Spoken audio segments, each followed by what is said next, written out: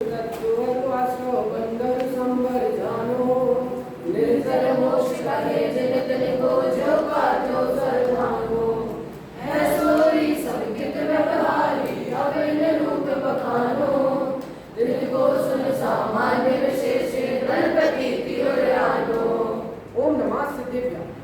पर उपस्थित आदरणीय अध्यक्ष महोदय, माननीय निर्णायक, विशिष्ट अतिथि एवं सभा में उपस्थित सभी सादरणीय भाइयों को मेरा सादर जय श्री। आज की इस प्रवर्तमान ज्ञान गोष्ठी में मेरा विषय है मोक्ष मार्ग प्रकाशक की 7वें अधिकार में वर्णित व्यवहारभाषी जीव के संबंधित 7 तत्व संबंधी भूल एवं यथार्थ करने। तो सर्वप्रथम हम यह जानेंगे कि पंडित टोडरमल जी ने मोक्ष मार्ग प्रकाशक के चौथे अधिकार में एवं 7वें अधिकार में 7 तत्व संबंधी भूल बतलाई, तो वह अलग अलग इस प्रकार से। तो जो चौथे अधिकार में भूल बतलाई है वह सामान्य जीवों की अपेक्षा है, और जो 7वें अधिकार में बतलाई वह जो जीव जैन है, जिन आज्ञा को मानता है, तत्व ही रटे जा रहा है, फिर भी उसे तत्व संबंधी भूल रह जाती है, वह 7वें अधिकार में बतलाते हैं। तो अब हम इन्हें क्रमशः भूल समझेंगे। तो सर्वप्रथम जीव अजीव तत्व संबंधी भूल, वह मिथ्या दृष्टि, जो व्यवहारवासी मिथ्या दृष्टि है, वह जीव के वेद, रस, स्थावर, गुण स्थान, मार्गना स्थान वेदों को जानता है, उद्गल के वेद, वर्णादि को भी जानता है, परंतु वीतराग दशा होने के कारण तत्व ज्ञान, वेद विज्ञान को नहीं पहचान कर रहा और अपने को आपरूप जानकर पर का अंश अपने में न मिलाना और अपना अंश पर में न मिलाना, ऐसा सच्चा सिद्धांत नहीं करते। आश्रव तत्व संबंधी आश्रव अर्थात कर्मों का आना, वह मानता है हिंसा आदि जो पापाश्रव है उन्हें हेय मानता है, और अहिंसा आदि जो पुण्य आश्रम है उन्हें उपादेय मानता है, परंतु है तो दोनों बंध के कारण, और इसमें हेय बना उपादेय बना मानना मिथ्या है। अब हम समझेंगे बंध तत्व संबंधी भूल। तो शुभ भाव से होने वाले पुण्य मन को भला जानता है और अशुभ भावों से होने वाले पाप मन को बुरा जानता है तो दोनों बंध के कारण, अर्थात है तो दोनों दुखी हो। तो अब हम इसे एक उदाहरण के माध्यम से समझेंगे। समय साल में आता है कि चाहे सोने की बेड़ी से बंधो या लोहे की बेड़ी से, बंधन तो दोनों प्रकार का दुख भी उसी प्रकार, चाहे पुण्य से बंधो या पाप से बंधो, बंधन तो दोनों प्रकार का दुख रूप ही है। अब हम समझेंगे संपर्क का अन्यथा स्वरूप।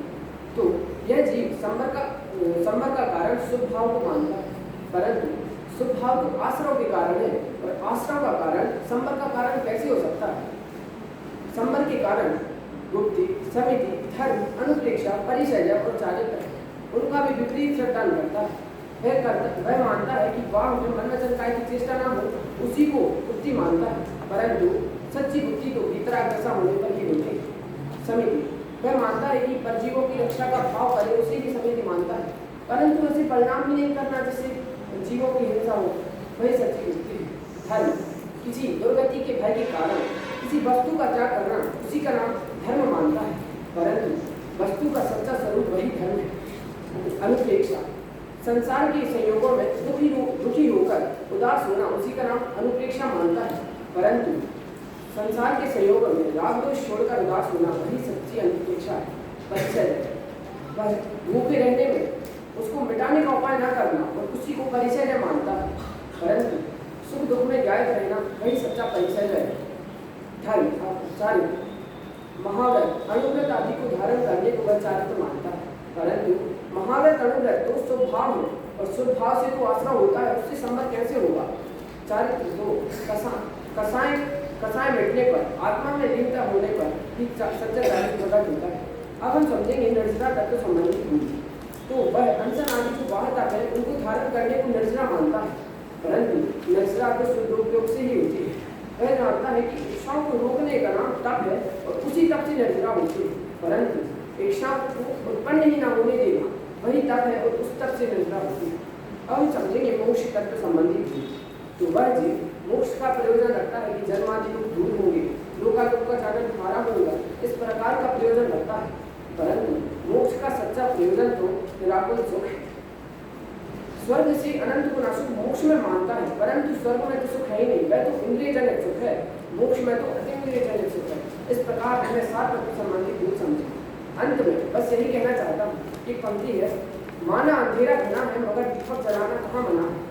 इस मिथ्यात्मय दुनिया में हम अज्ञान रूपी अंधकार को दूर करकर ज्ञान रूपी दिया जलाएं और कहते हैं कि दूज का जब अष्टदिनम को प्राप्त होता है, उसी प्रकार हम भी अगर इन 7 तत्वों संबंधी यथार्थ सिद्धांत करेंगे तो हम भी मोक्ष को प्राप्त होंगे। ऐसी मंगल भावना श्री